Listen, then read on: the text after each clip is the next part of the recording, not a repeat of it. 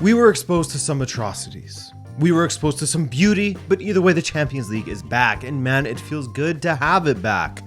What's up, fellas and ladies? I'm Adrian. Welcome to Rabona TV, and let's dive into what happened this week. Let's get into it real quick. Galtier has some blood on his hands with how he set up this PSG side, as Bayern was absolutely destroying them in the wide areas all game, no matter the shape he had, whether he had wing backs or even when he switched to the 4-4-2 in the second half. Bayern found so much joy with a quick switch to the opposite flank as Coman and Davies in the second half had way too much space. In the first half, I counted 2 massive switches of play from Pavard to Coman in the first 5.5 minutes, and later we would see the same thing from Upamecano. A long ball from the right, picking out Coman on the left with so much space for him to run at Hakimi. There was very little threat going in the other direction, and a testament to that was them having just a single attempt, them being PSG, in that first half, which wasn't even on target, by the way, because Hakimi and Nuno Mendes looked a little bit scared of getting forward. Coman overall was fantastic for Bayern. He got the beating of Hakimi on 2 occasions. He looked incredibly sharp on the dribble in the first half, weaving in and out, outside, inside, back outside again. It was lovely stuff from Coman, and so he was very much deserving of getting what was the winner, while Cancelo was not very dangerous on the right side, taking him off and having Coman switch flanks so Davies could run down the wide open left flank. That was a great move by Nagelsmann, as those two would link up for Bayern's winner. Great ball by Davies, but again, so much space for Coman on the other side of the pitch, and definitely questions to be asked of Donnarumma with that ball slipping under him. By the way, when Coman scores, his club and his country have never lost, not even once. The game didn't really change until Mbappe came on, because he brings what? Pace. This PSG side, without him on the pitch, look abject in the attack, way too ponderous, trying to walk the ball up the pitch, and when you have Nagelsmann pinning Hakimi and Nuno Mendes back, all you get is Neymar and Messi trying to slowly unlock the defense, but ultimately getting snuffed out before they get close to Bayern's area most of the time. But with Mbappe on, suddenly they have an out ball. They have Mbappe causing chaos down that left flank, drawing defenders, which frees up space in the middle, or even on the flank for Nuno Mendes, not to mention Coman or whomever it may be playing in the wider area later, have to be more honest and stay back a bit more to help out in defense instead of the freedom to stay forward as they had previously that entire match. On top of this, that meant Nuno Mendes, as I was saying, could get into the match more and continue to attack, as he did in setting up Mbappe's goal, but Nuno was about this far offside. That was a close one, wasn't it? Like Mbappe said, PSG can take a lot of positives for how they finished the game. Prior to that, no urgency or potency in the attack, but as soon as he was introduced, Bayern looked a bit fragile as they didn't adjust enough to account for him. I think in playing at home, they will do so. I mean, the red to Pavard will force them to change things, so we'll see what they go with there. Perhaps back to 4 of the, I don't know, we'll see. But losing at home hands Bayern a huge opportunity to defend their lead at the Allianz Arena. PSG, tough times continue as they have lost 3 matches consecutively for the first time since 2011, and this one was their first loss at home this season. Bayern haven't lost at home this season, and I don't see them doing so to PSG, but hey, I mean, there can always be a first for anything, right? As this match proved. And what I will say about Bayern is that while they mostly controlled the game, their attack was just a bit toothless at times. They definitely need to be more clinical at the Allianz Arena, or else the first for anything could become a reality when it comes to their home record. Spurs went away to the San Siro in a match where we saw 2 teams that really aren't in their best moment right now. Both are dealing with injuries, and both are inconsistent when it comes to form, unfortunately. However, there have indeed been some signs of life from AC Milan as Pioli has begun to make changes not only to the formation, but also to personnel. Well, I mean, partially out of necessity, partially due to finally giving chances to players like Malick Thiaw. Thiaw started in a 3-4-3 alongside Kjaer and Kalulu, and the backline looked great for AC Milan. They addressed their issue of leaving Tatarusanu exposed during the very, very poor period from the keeper, who was letting in goals for fun, playing dodgeball, but to be fair to him in this match, he was able to make 3 saves and keep a clean sheet. So that was a big positive for Milan, I'd say. This improved defense, coupled with now 2 consecutive clean sheets in a row, is great for Milan. The saves he had to make, Not that difficult though. On top of this, they managed to score a hockey goal, it looked like, in the 7th minute, or a Rocket League goal. Speaking of keepers that have lost the trust of their defenders, or at the very least their fan base, you have to give Fraser Forster a lot of credit for nearly keeping this out for Tottenham. First, he saved Teo's strike. Common save there. But then look at this save. Getting up to deny Brahim on the rebound like that, I mean, there was no more he could have done, really. Great dolphin dive from Brahim to convert that second rebound. Another massive aspect of AC Milan's success last season was down to Rafael Leão and the issue he was causing throughout down that left side of the pitch for them.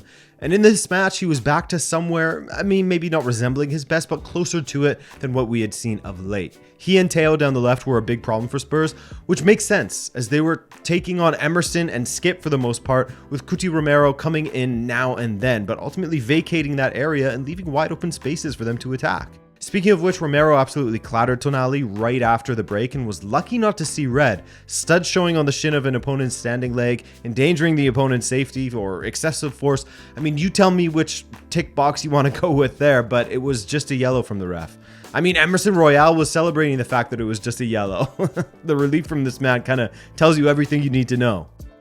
But yes, Spurs were a bit better in the second half, but AC Milan, mostly through Leão, they looked the more dangerous side still. I mean, Sarr forced one save of Tatarusanu, but I think that he hit that shot from Tottenham Hotspur Stadium. So, in all, they only accumulated an expected goals of 0.44. That tells you all you need to know about the lack of danger from Spurs. Great result for Milan. Can't ask for much more than perhaps, finishing off a couple more of their chances that they squandered just to ensure they didn't leave any hope for Spurs. Now, there is some hope for Spurs going back to Tottenham Hotspur Stadium. The fixture that everyone was looking forward to, right? Well, if you weren't, I don't know what is wrong. I can't even fake it. I can't lie, this game was pretty low quality. A Benfica team that looked like they just woken up 15 minutes before kickoff. You know that feeling when you were a kid and you fell asleep in the car and then you were drowsy for 15 minutes after and you didn't really know where you were? That's sort of how Benfica played in the first 20 or so minutes of the first half against Club Brugge. That's not entirely true. They had the first opportunity of this match, then surrendered to Brugge for a bit. And Brugge actually were giving the back line a hard time at times. Like I said, they had just woken up, so give them a break. But Buchanan looked dangerous when he was gliding through their defense. Hell, Brugge even put the ball in the back of the net in the first half. But it was clearly offside, so of course, it did not count. But sort of a wake-up call for that back line. Other than that, we finally finished having our breakfast around the 25th or 30th minute, and from then on, Brugge didn't really look like they had a chance. Benfica should have scored a few goals in that first half. Rafa hitting the post, Antonio Silva just heading over, Gonçalo Ramos with a few chances. Ramos was a bit off in this game, wasn't he? He needs to find his form again because he had a couple of golden opportunities to score from strong positions that he squandered. But at least, hey, he won the penalty for Benfica to take the lead through João Mario. It was a spooky one, Mignolet getting a good hand on it, but it hit the bar and eventually went in. So far, João Mario's record for penalties is pretty impeccable. Just in general, he's been in incredible form. Brugge had some moments now and then, but the fact of the match is, playing at home, they had 4 attempts. And just 1 was on target. It was really, really poor from Brugge. I know they've been in terrible form. They've fallen 20 points off at the top in Belgium, but I was shocked at how feeble they were at times, considering this was a bad performance by Benfica standards. The second goal for Benfica was a kind gift from Maier, the defender. He miscontrolled the ball. Neres latched onto it and rolled it past Mignolet. 2-0. From that point on, it never really felt like there was much danger. Neres and Big Freddy Orsnes linked up for another one for Benfica, but Neres was way offside. Honestly, when Guedes came on, Benfica looked a lot better. I don't know if Brugge was playing better than expected or Benfica was just a lot worse than expected, but I'll say this. Playing that unconvincingly and still winning 2-0 pretty comfortably is a good sign for Benfica. And hopefully once Rafa and Ramos find some form, we'll look more convincing at home. 2-0 Benfica with the second leg at the Estadio de Luz next month. Now this was a fun match, a tale of 2 halves, really, where each side took turns being the one that's more dominant on the ball, while the other countered. In the first half, you were seeing Borussia Dortmund with most of the possession, but not really having any incredible opportunities. For my money, Perhaps maybe the chance that Wolf absolutely fumbled, and when Haller was hitting the side netting, that was close. Meanwhile, Chelsea were looking pretty dangerous on the counter, with João Felix in particular looking like he would do some damage. His finishing is not at the clinical levels it needs to be just yet. He was unlucky in hitting the bar when he did, but he's capable of much better than this. That's sort of the story with the entire Chelsea squad though, isn't it? As mentioned, in the second half, they dominated the ball far more. They started carving out some great chances. They forced some fantastic saves out of Gregor Kobel in Borussia Dortmund's goal. They forced an incredible save out of Emre Can off of the line as well. But the finishing just wasn't clinical enough from Chelsea. And for me, that's the biggest problem with them at this moment. But again, in saying that, some of the saves that Kobel made, I mean, that save on Enzo, my God, he flew. The ball was headed straight for that top corner. Shout out Kobel. He was on it for this game. Speaking of Enzo, when I did the Chelsea Creator Channel press tour following him signing for them, I spoke in depth about how he is a great midfielder, but he is definitely not pacey. He can defend well in the midfield, but when he has a player running at him in open space like Adeyemi was, that boy is not winning any foot races, and the Chelsea supporters found out that firsthand today. For all he offers going forward, I myself am absolutely beating him in a foot race with ease, and I think you would beat him in a foot race as well. All credit to Adeyemi though, that was the goal of the knockout round thus far, to be honest. Great control, great turn of pace, the patience to round Kepa instead of rushing his finish, and to do all of that in front of 80,000 strong. Wow. Signal Iduna Park was absolutely rocking, and he did that. I think if you're Borussia Dortmund, you are of course happy with this result, but perhaps there is a little bit of you that is nervous about the second leg at Stamford Bridge. This Chelsea side, there's so many new players in there that they aren't even on a first name basis with each other yet.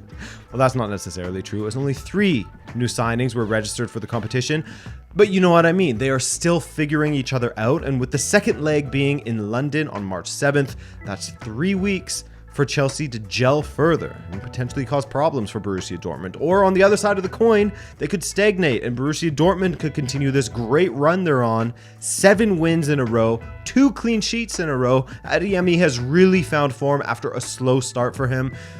This is a fascinating matchup, man. I'm really looking forward to the second leg. All right, guys, that's it for this one. Thanks, as always, for coming out and watching. Thanks to all who joined for the watch-alongs, and I hope you enjoyed yourself. I'm Adrian.